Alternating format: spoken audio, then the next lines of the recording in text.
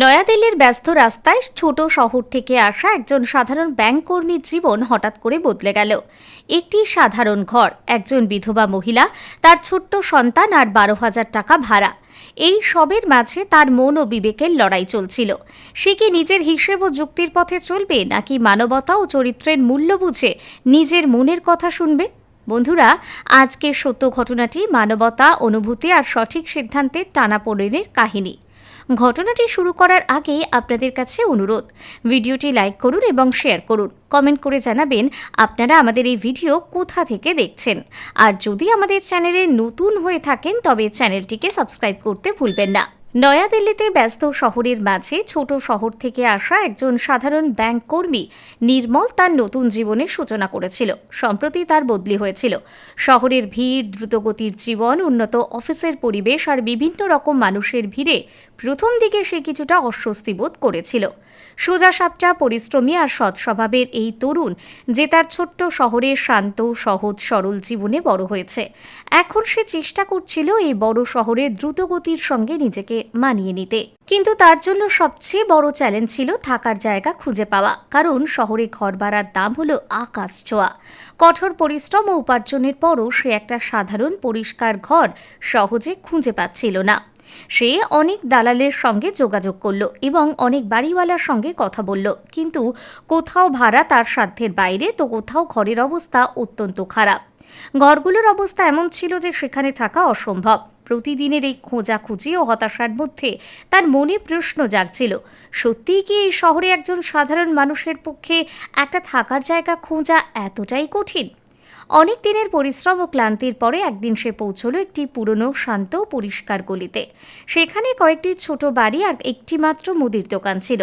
সামনে ছিল একটা মাঝারি আকারের পুরনো বাড়ি, দেওয়ালের রং ফিকে, বয়সের দাগ স্পষ্ট।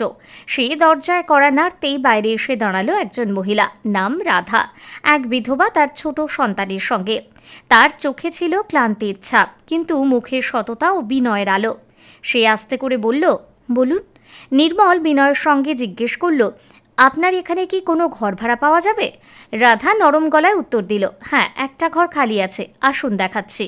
সে নির্মলকে ঘর দেখালো। একদম সাধারণ ঘর, একটি জানলা, পুরনো ফ্যান, কোণে রাখা আলমারি। ঘরটি দেখে নির্মল অবাক হয়ে বলল, এই সাধারণ ঘরটির ভাড়া 12,000 টাকা, এটা কি ন্যায্য? রাধা হালকা হাসি দিয়ে বলল, স্যার, এর চেয়ে কম নিতে পারবো না। আগের ভাড়াটিয়াও এতই দিতেন। যদি আপনার উপযুক্ত না মনে হয় আপনি অন্য জায়গায় দেখতে পারেন। নির্মল বাইরে এসে গলির দিকে কিছুটা হাঁটল। মনে মনে ভাবতে লাগলো, এই সাধারণ ঘরের জন্য এত ভাড়া হয়তো তারও এক ধরনের বাধ্যতা। পাশের দোকানদারের সঙ্গে কথা বলে সে জানতে পারল, রাধা গত 2 বছর ধরে এই ঘর ভাড়া দিয়ে নিজের ও সন্তানদের জীবন চালিয়ে যাচ্ছে। অনেকে এসে ঘর দেখেছে, কিন্তু সবাই ভাড়া বেশি বলে চলে গেছে। রাধার প্রতি নির্মলের মনে এক অদ্ভুত সহানুভূতির ঢেউ উঠল। সে ঠিক করল, এই মহিলার কষ্টকে সে সম্মান করবে এবং তাকে আর কোনো অস্বস্তিতে ফেলবে না।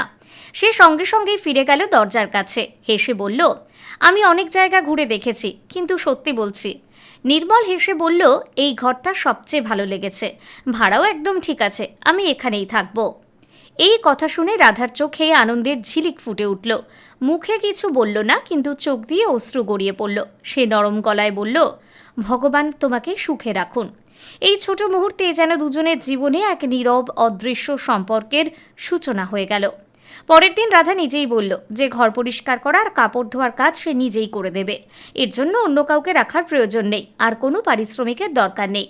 নির্মল মৃদু হেসে বলল, একটা শর্ত আছে, আমি তোমাকে এর জন্য টাকা দেব।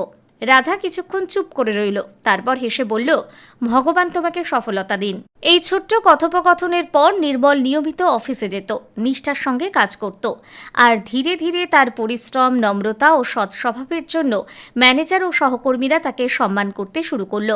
কয়েক মাসের মধ্যে একদিন অফিস থেকে সুখবর এলো, নির্মল পদোন্নতি পেয়ে অ্যাসিস্ট্যান্ট ম্যানেজার হয়েছে।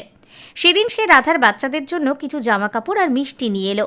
অফিসে তার ম্যানেজার অবাক হয়ে জিজ্ঞেস করলেন, এত ভালো পদ আর বেতন পাওয়ার পরও তুমি এখনো ওই পুরনো ঘরেই থাকো কেন? নির্মল হেসে বলল, সেখানে আমি শান্তি পাই, আর রাধা আর তার বাচ্চারা এখন আমার পরিবারের মতো হয়ে গেছে। রাতে যখন সে ঘরে ফিরত, বাচ্চারা তার আশেপাশে বসে থাকত, বই পড়ত, হাসত, খেলত, প্রশ্ন করত। এই মুহূর্তগুলো তার হৃদয় ছুঁয়ে যেত। সময় গড়াতে লাগলো। নির্মল লক্ষ্য করল রাধা নিজের দুঃখ লুকিয়ে শুধু বাচ্চাদের জন্য বাঁচে।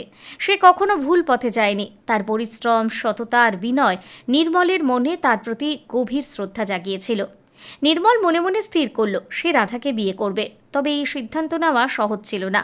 সে জানত এই কথা শুনে তার মা, বাবা ও সমাজ কি বলবে।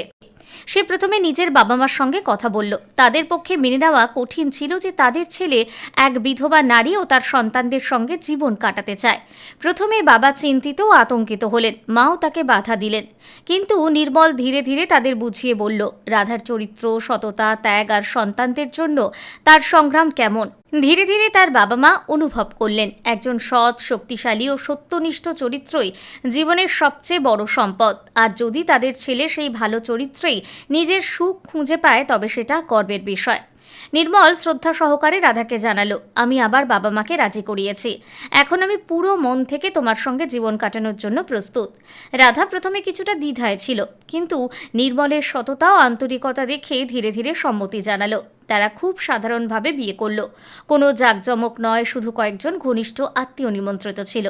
কিন্তু সেই সাধারণ বিয়ের মধ্যেই তাদের জীবনে এলো অগাধ সুখ, হাসি, ভালোবাসা আর শান্তির পরিবেশ।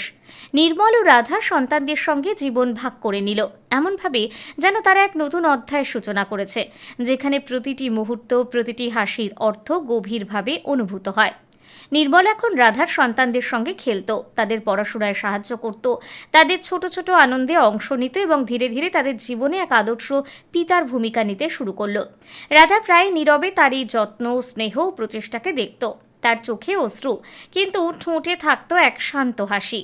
সমাজের সমালোচনা বা কঠিন পরিস্থিতি কিছুই তাদের জীবনে প্রভাব ফেলতে পারেনি, কারণ তাদের মধ্যে বিশ্বাস ও ভালোবাসা এত গভীর ছিল যে তারা একসঙ্গে থেকে যে কোনো চ্যালেঞ্জের মুখোমুখি হতে পারত। নির্মলও অনুভব করেছিল কখনো কখনো সঠিক সিদ্ধান্ত নেওয়া সত্যিই কঠিন হয়। সমাজের চাপ ও পারিবারিক বাধা থাকলেও সেই একটি মাত্র সঠিক সিদ্ধান্তই মানুষকে প্রকৃত সুখ, তৃপ্তি ও জীবনের আসল অর্থ এনে দেয়। তাদের ঘর এখন হাসি, ভালোবাসা আর আনন্দে ভরে উঠেছিল। তারা প্রকৃতই একটি পরিবার হয়ে উঠেছিল। নির্মল বুঝে গেল ধন বা সম্মানই জীবনের চূড়ান্ত সাফল্য নয়, বরং মানবতা, সত্য, ভালোবাসা আর আন্তরিক সম্পর্কের মূল্য সব কিছুর ঊর্ধ্বে। তাদের ঘরে প্রতিদিন আনন্দের সুর আরও গাঢ় হতে লাগলো। হাসি, ভালোবাসা আর শান্তির আবহে রাধা প্রতিটি মুহূর্ত সন্তানদের ও নির্মলের সঙ্গে উপভোগ করত। নির্মলও জীবনের প্রতিটি মুহূর্তকে সযত্নে সংরক্ষণ করত, যেন প্রতিটি দিন এক নতুন উপহার। এইভাবে তাদের জীবন এক অনুপ্রেরণার কাহিনীতে পরিণত হলো, যা আমাদের শেখায় সঠিক সিদ্ধান্ত, ভালোবাসা ও সত্য চরিত্রের মূল্য পৃথিবীর কোনো ধন, সম্পদ বা পদমর্যাদার চেয়ে অনেক বড়। এই ঘটনা আমাদের আরও শেখায় সমাজের নিয়ম, রীতি ও ধারণা অনেক সময় আপনাকে থামিয়ে দেবে, কিন্তু নিজের হৃদয়ের কথা শুনে নিজের মূল্যবোধের প্রতি সৎ থাকা, এটাই জীবনের আসল সাফল্য ও প্রকৃত সুখ। এই বার্তা ও শিক্ষা নিয়েই শেষ হয় আজকের কাহিনী। যদি এই সত্য ঘটনাটি আপনাদের ভালো লেগে থাকে তাহলে লাইক করুন, কমেন্টে নিজের মতামত লিখুন এবং চ্যানেলটিকে সাবস্ক্রাইব করতে ভুলবেন না। ধন্যবাদ। জয় হিন্দ, জয় ভারত।